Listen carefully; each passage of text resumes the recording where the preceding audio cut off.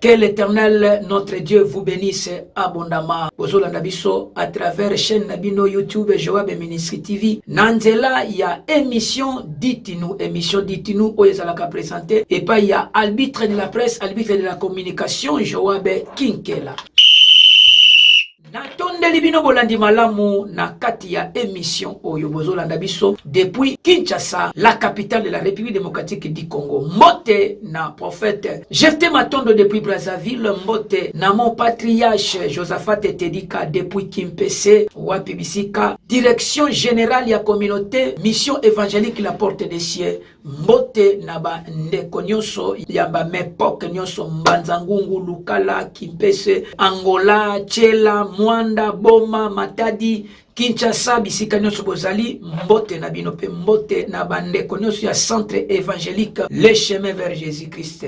Émission na bino Dites-nous ezalaka en caractère religieux ainsi que caractère politique. Mais lelo toza na kati ya caractère politique. Lelo tokolobela actualité moko ezoko sillonné makasi na réseaux sociaux depuis mardi. Tomonaki et que Joseph Kabila a réunir oyo etangami une partie de l'opposition congolaise wapi kuna na Nairobi, précisément na Kenya.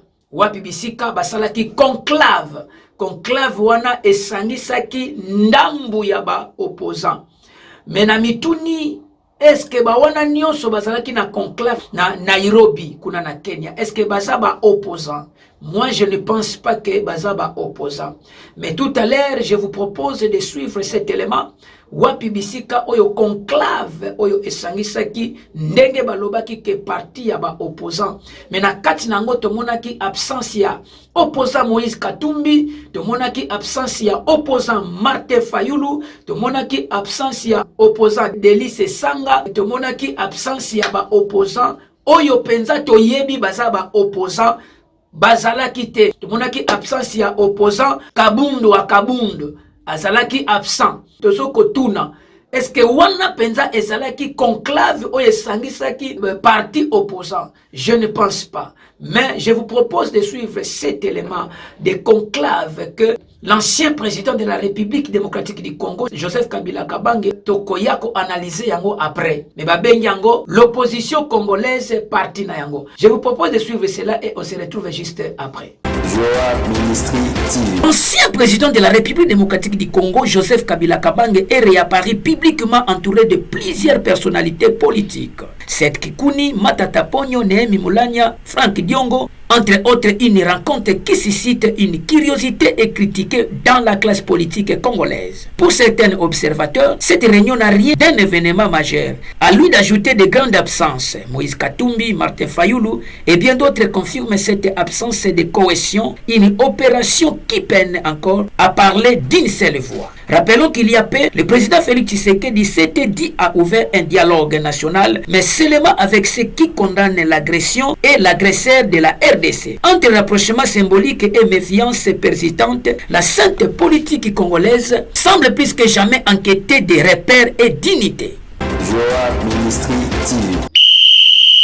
Matondi mingi de retour sur ce plateau, natonde libino bolandi malamu. Alors, conclave de l'opposition initié par Joseph Kabila Kabange. Conclave oyo esalaki 2 jours, c'est-à-dire ebandaki depuis mardi et silaki lobby mercredi, lelo tozali jeudi, le 16 octobre 2025 oyo wapi boso kolanda biso en direct ya chaîne nabino JM TV, Joab Ministry TV, oyo wapi epese la kabino ba actualité autant convenable, pe ba actualité certifiée, pe ba vérité, nyonso oyo ezalaka nakati ya ba actualité. Alors, la réunion a duré 2 jours. Selon les sources proches ya Monsieur Joseph Kabila Kabange, objectif ya conclave wana ezalaki ni ezalaki écouter tout le monde et proposer les idées pour la sortie des crises actuelle. C'est-à-dire conclave wana esanganaki par rapport ya nini ya koyoka makanisi ya ba oyo ya ye ainsi que ko proposer ba idée pour na kobimisa République démocratique du Congo na kati ya crise oyo toza nango soi-disant crise ezali. Ma question est celle-ci. Nous avons vu la conclave que tu as réunie osangisaki soi-disant ba parti ya opposition. Mais ce qui totali très bien conclave oyo tozomona ba opposante neti Moïse Katumbi azate, Delice Sanga azate, Jean-Marc Kabundu wa Kabunda azate, Martin Fayulu azate, naba misusu oyo peut-être nga na bosani kombo yo yebi bango ba kombo bazate kuna. Alors ma question est celle-ci: qui sont des promoteurs de cette crise, soi-disant crise où ils ont persisté dans la République démocratique du Congo, particulièrement dans l'est du pays? Banani baza auteur ya crise wana, banani bache crise wana, et ceux qui boko se souvenir lisusu pour Congolais abosa na kamingi. Tokoya ko comprendre que moko ya bakambi na kati ya FCC boyebi ye kombo bochelanga kombo na ba commentaire na FCC PPRD alobaka ke tokosala nyonso pona ko déstabiliser régime, pona ko déstabiliser pouvoir ya Félix Tshisekedi Tshilombo boyebi ye. Alors lelo eza pasipe mawa ya komona un grand homme qui a dirigé la République démocratique du Congo, lokola Joseph Kabila Kabange, kokende kosala plateforme oyo eza dénommé Sauvons la République démocratique du Congo. Plateforme ya Joseph Kabila Kabange. Banani bazaba auteur ya crise. Lelo tokomona le même Joseph Kabila Kabange condamné à mort par la haute cour militaire. Tokomona lelo Matata Ponyo condamné par la justice congolaise. Mais bangwana nde bake kosangana. Crise nini oyo bino bozo komona? Eza boye bosangani na Nairobi na Kenya. Par rapport à la diplomatie, c'est-à-dire diplomatiquement parlant, ces rassemblements ils ont risqué ya causer oyo babengi nouvelles conséquences si ba relation oyo ezalaka entre Kenya na RDC. Diplomatiquement conséquences ezali. Pourquoi? Parce que M. Kabila a ça considéré tant que cerveau. Il y a rébellion, il y a AFC M23. La relation entre la République démocratique du Congo et Kenya est qui marquée dans ces dernières années par une série de tensions diplomatiques. Vous voyez bien, très bien.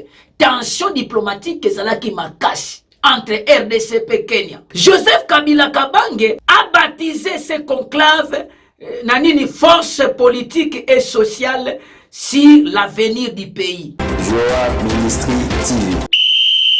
Joseph Kabila Kabange a nommé plateforme wana oyo basangana ki mardi mercredi na conclave. Nouvelle plateforme wana a dénommé angonini Sauvons la République démocratique du Congo. Monsieur Joseph Kabila Kabange, respect à vous. Nani oyo abanda kombo ya Sauvons le Congo? C'est notre archibishop Koutino Fernando oyo lelo azwa conséquence ya Sauvons le Congo. Oyo lelo aza akoma na AVC bokose la ye makambo ke bakanga na ba arme.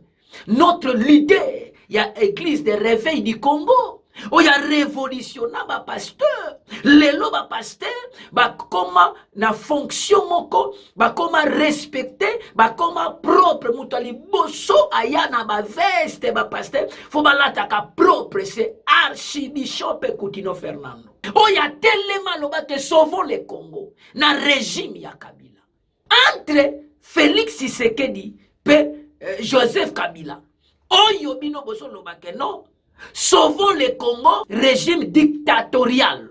Entre Joseph Kabila et Félix Tshisekedi, qui est le dictateur? Est-ce que la liberté d'expression y a Congo, est-ce que ça qui respectait? Qui était le dictateur?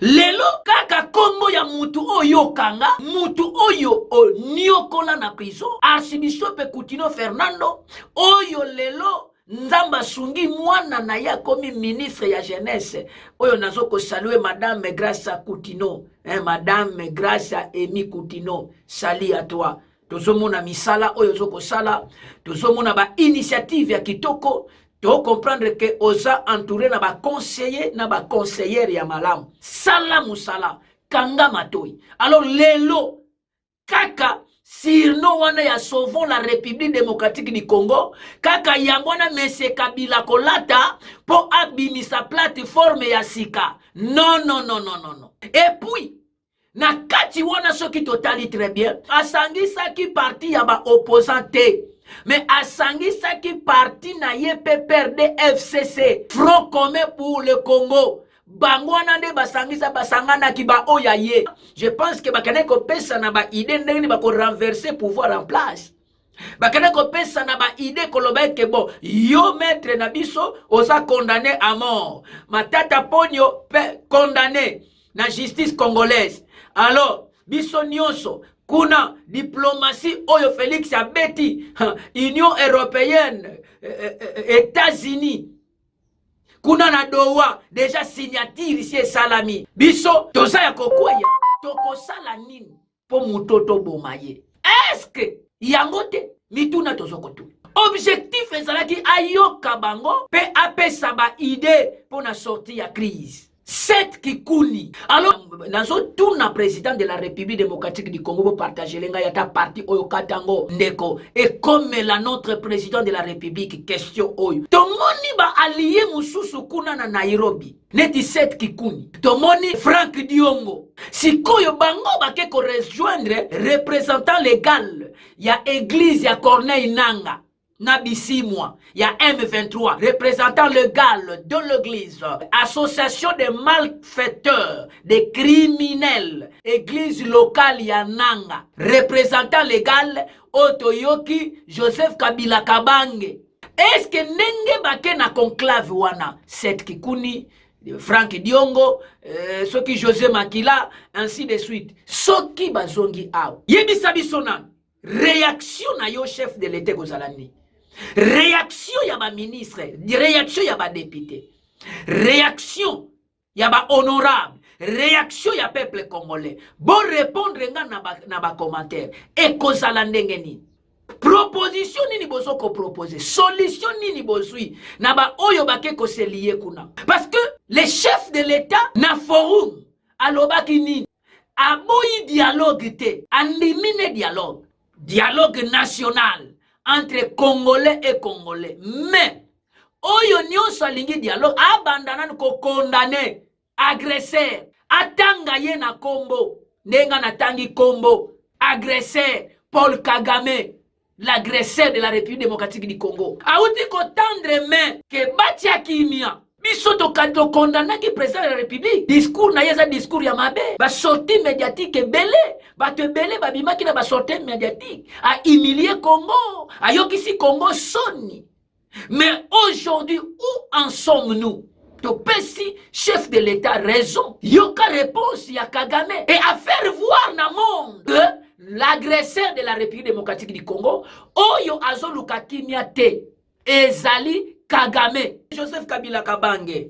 Nous avons vu, les gens se réunissent tout autour de Joseph Kabila. Bon, pas mal. Ce qui m'a fait mal, c'est quoi? Tout le monde batu basangani, tout le monde bango, bon, conclave nabino, et zandenge nabino. Alors, oye salinga pasi ezanini.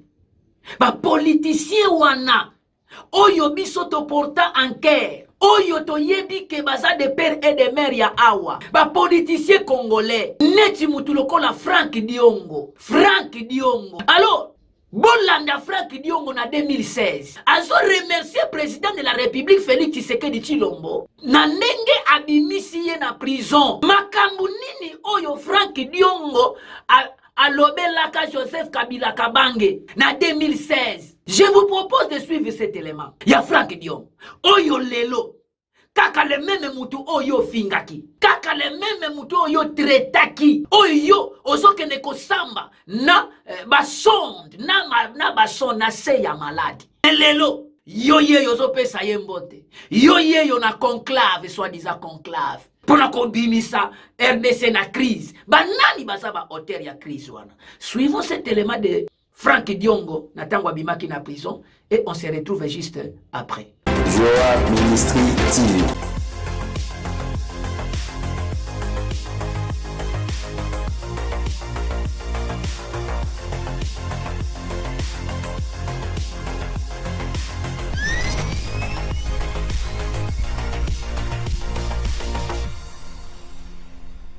Je remercie le président de la République qui a compris qu'il doit combattre l'injustice, l'arbitraire.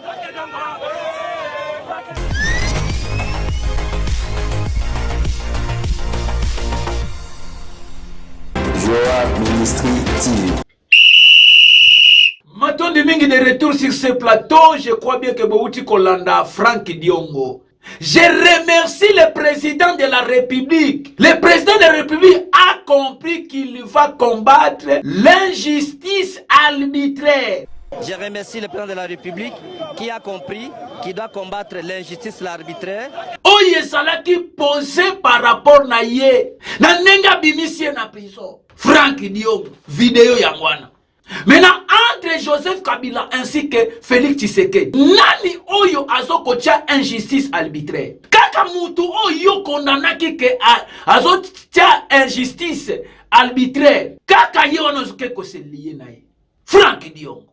Un père, oyo biso ba Congolais, totiela ke motema na régime ya Kabila. O combattre Kabila ao, jusqu'à tel point qu'on a prison. Et lelo yo wana na Nairobi. Ozo pesa pembote, ye wana bozo mona. Azo seka. Bande de voleurs, bande de criminels. Et salinga pasi, honorable José Makila, a se retrouver na conclave.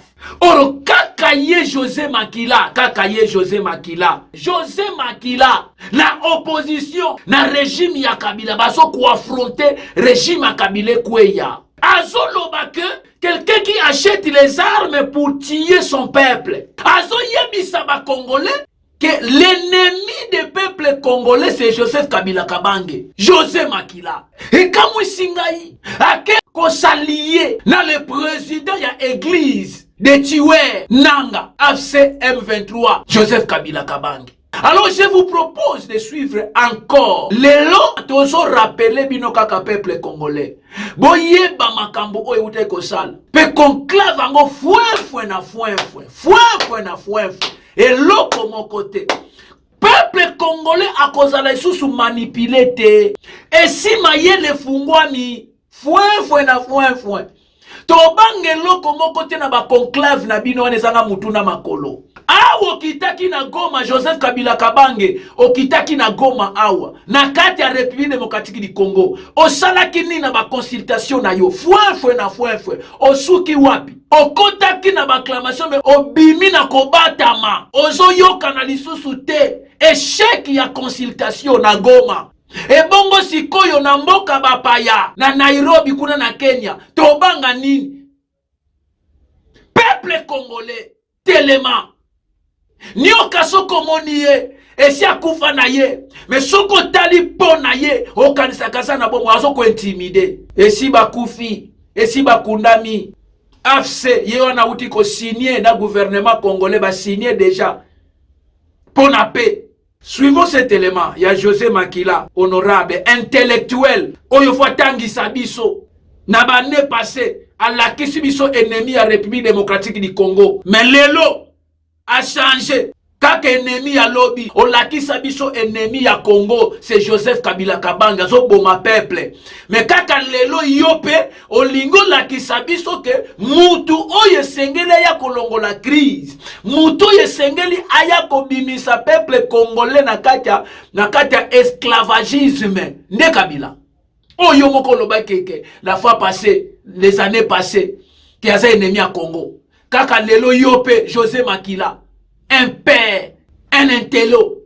Suivons cet élément et on se retrouve juste après. Joa Ministry TV. Betty lelo masasi batu plus de 10 bazai na hôpital ba pota minene ba musu bakata yo mona wapi pouvoir oh ya yo contribution ya yo po esomba masasi wana ebanda kobeta yo na nzoto boye ba yango ke tozana moyini pe monguna ya république comme Kabila na équipe ne ya majorité ba vandi awa boye ba yango ke sobo télémité to continue boumbu pendant 30 ans. Joa Ministry TV. Peuple congolais, bosa témoin. Tela makambo salam. José Makila, alobili que non, l'ennemi de la République démocratique du Congo, il s'appelle Joseph Kabila. Boye ba yango ke tozana moyini pe monguna ya république comme Kabila. Ngaïté, José Makila mutoye bisabiso. Mutuali boso avant le président de la République. Yende, alakisa biso ennemi wana oyaguti kosala conclave na Nairobi. Joseph Kabila. Mutuala kisa biso ennemi. Mutoye bisabiso José Makila. Mutua activa biso le loto loba. mutu ya yebisa biso ba congolais que peuple congolais soki totelemi te tokozala na bowumbu pendant 30 ans. José Makila mutu ayebisa biso boyeba yango ke so botelemi te tokoti na bowumbu pendant 30 ans. peuple congolais kaka José Makila wana oya yebisa biso soki to bengani Kabila te, soki to telemeli Kabila te, soki to déboulonner système a Kabila te, to kozala na bowumbu na mboka na biso moko pendant 30 ans. José Makila mutu ayebisa biso boti kolanda video lelo kaka le même José Makila wana to se retrouver sous na kan ya mutu oyo ayebisa kabiso keno dans 30 ans to kozala esclavagisme pendant 30 ans. Siko boke ko sala dio pobo ya bokoti sa peuple congolais na 30 ans oyo José Makila oyebisa kabiso bande de voleurs. Boke ko yoka 12 points soit disant ya sorte ya crise nzokande eza 12 points ya kokoti sa peuple congolais na 30 ans ya esclavagisme.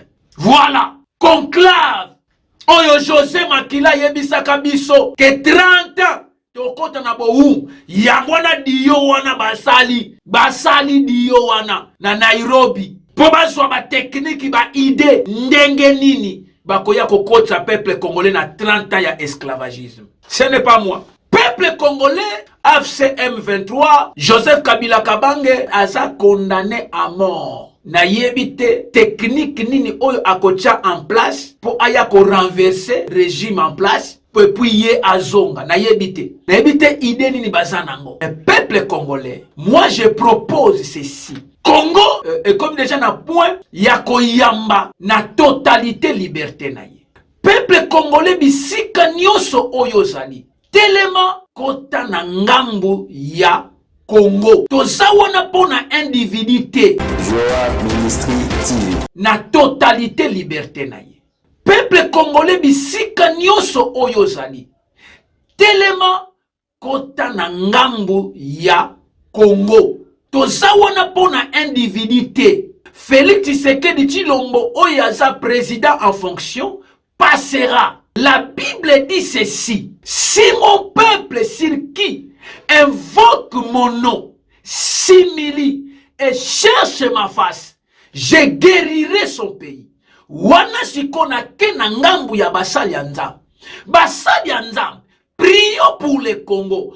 Continuons à prier. Ma confession religieuse nyo soto telema. Congo ezui déjà oyo babengi point de départ nango. Tozo tambola 30 ans ya esclavagisme, 32 ans ya Mobutu, 4 ans soki 3 ans et demi ya Kabila le père, 18 ans ya Joseph Kabila le fils. Sangisa yango Congo ekoti na crise. Alors dans 6 ans, 10 ans nde tokobete Félix Tshisekedi azana mandat mais azana mission. Et mission ça, il y a qu'on déboulonner le système sur le plantant. Alors soutenons cet homme. Soutenons cet homme. Ce qui te pèdre yaya. Bana na bango bako kende bapoto bake batama. Mais ngana yo toko zala awa tozana soutien te à part Yesu Christ. Tokufa.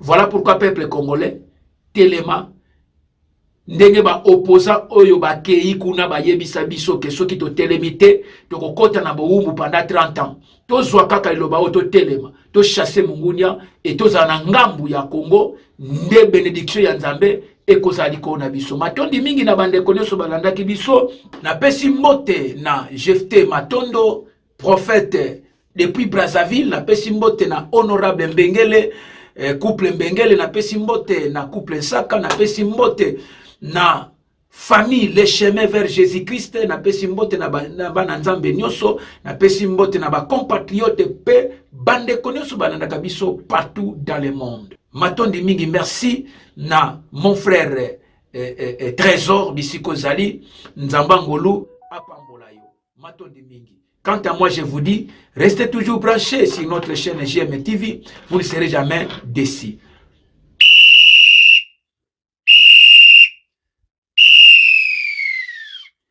tokutani na deuxième partie. Ciao.